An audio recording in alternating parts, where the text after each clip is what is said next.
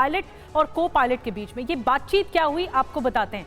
देखिए, ये दोनों पायलट की तस्वीर हम आपको दिखा रहे हैं जो विमान में बैठे रहते हैं कॉकपिट में। 1:38 पर 42 सेकंड जब हुआ था तो पायलट 1 ने ये पूछा दूसरे पायलट से कि तुमने इंजन क्यों बंद किया। पायलट 2 की तरफ से ये रिस्पॉन्स आता है कि मैंने इंजन को बंद नहीं किया। फिर 1:39:08 हो जाते हैं जब पायलट 1 पूछते नहीं है, बताते हैं और जोर जोर से बताते हैं कि मेडे मेडे मेडे, मतलब एक ऐसी इमरजेंसी वाली सिचुएशन जिसमें वो कुछ नहीं कर सकते। और उसके बाद ये प्लेन क्रैश हो जाता है। तो ये दरअसल टाइमलाइन रही जब कॉकपिट में पायलट्स के बीच में बातचीत हो रही थी, ये बात निकल कर आई है। अब आपको एक तस्वीर और दिखाते हैं। विमान में जिस फ्यूल स्विच के बंद होने का जिक्र जांच से जुड़ी प्रारंभिक जांच रिपोर्ट में हो रहा है, वो फ्यूल स्विच ऐसे होते हैं जैसा आप देख रहे हैं। दोनों पायलट के बीच में लिवर हैंडल के नीचे आपको फ्यूल स्विच नजर आ रहे हैं। ये जो आप गोल घेरे में देख रहे हैं वो फ्यूल स्विच होता है। ये अचानक से बंद हुआ, यही पायलट के बीच में बातचीत थी और यही कट ऑफ हो गया। ये कैसे हो गया और 35 सेकंड के अंदर ये हो गया सब कुछ। टेक ऑफ ही किया था विमान, इसकी वजह से ये ज्यादा सवाल उठ रहे हैं और हैरान करती है रिपोर्ट में जो बड़ी बातें कही गई हैं। कुमार कुंदन हमें और ज्यादा जानकारी के साथ और ज्वाइन कर चुके हैं और डिटेल में बताएंगे। कुमार, कई ऐसी बातें हैं जो हैरान करती हैं, परेशान करती हैं कि टेक ऑफ के महज 35 सेकंड में ये सब कुछ हो गया। लेकिन एक सवाल ये भी कि क्या जब रनवे पर कुछ मिनट होता है प्लेन टेक ऑफ से पहले, जब तैयारी करते हैं पायलट उड़ान भरने की, तो क्या उस वक्त कोई ऐसा टेक्निकल ग्लिच आ गया था समझ में जिसे सूचित किया जा सकता था एटीसी की तरफ से, कुछ ऐसी बात?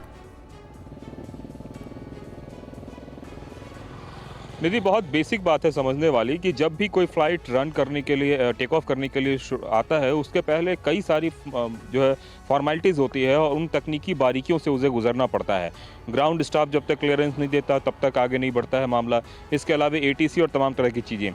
एक बात जो किसी को समझ में नहीं आ रही है, आखिर ऐसा क्या हो गया कि 35 सेकंड में ही विमान क्रैश हो गया। पायलट के पास सिर्फ 35 सेकंड थे ये समझने के लिए कि हुआ क्या है, और जब तक कोई कुछ समझ पाता तब तक जो है प्लेन क्रैश हो गया, पहली बात। दूसरी बात जो समझ में आ रही है 15 पेज की इस रिपोर्ट में, वो ये है कि फ़्लाइट को उड़ाने के लिए जो ताकत की ज़रूरत होती है, आखिरकार वो ताकत ख़त्म हो गई। अब वो क्यों ख़त्म हुई? वो ईंधन के रूप में था।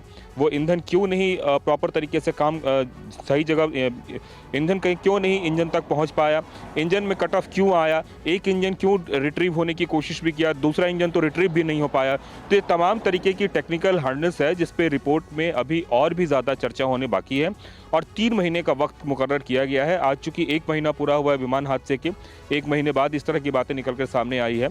लेकिन इतना तय है कि एक टेक्निकल ग्लिच ज़रूर कुछ ऐसा है जिसकी वजह से विमान में सभी लोगों की मौत हुई और एक यात्री बेशक उसमें बच निकला। इसके अलावा मेडिकल कॉलेज में भी जो कुछ भी हुआ वो पूरी दुनिया में देखा। लेकिन अब सवाल यही उठता है कि जिस टेक्निकल ग्लिच की बात हो रही है, क्या उसे दूर पहले किया जा सकता था या फिर वो उसी समय हुआ था? निधि, बिल्कुल बड़ा बेसिक सवाल है इसी हादसे से जुड़ा हुआ। इतना बड़ा भीषण हादसा हो जाता है और कई लोगों की जान चली गई इस हादसे में, बहुत खतरनाक हादसा।